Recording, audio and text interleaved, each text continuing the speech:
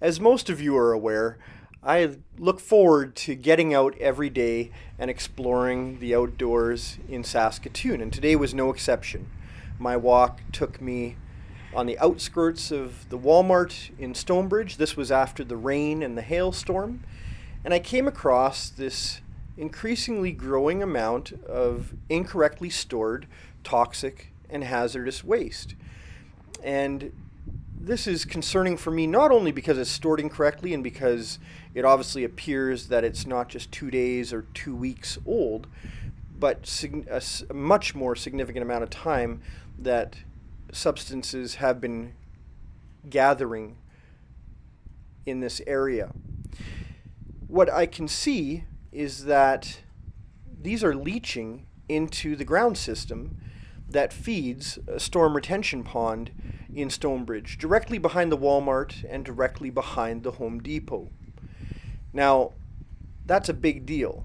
It might seem like a small thing to some people, but that's a big deal because we actually have this storm retention pond stocked with goldfish, which has attracted numerous amounts of pelicans, a significantly large family of geese, a multitude of ducks, over 3 different types of varieties of blackbirds, red-headed grebes, and then of course your stereotypical robins and sparrows and nature that accompanies this kind of storm retention ecosystem.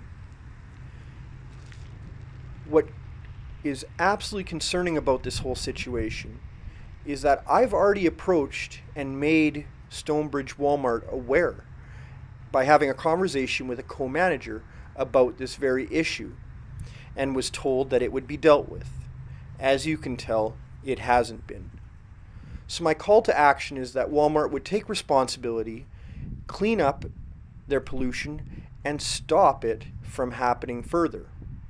As a pro-business guy who advocates for business not only in Saskatoon but in Saskatchewan on a daily basis, it doesn't mean turning a blind eye to when pollution or things of this nature are taking place.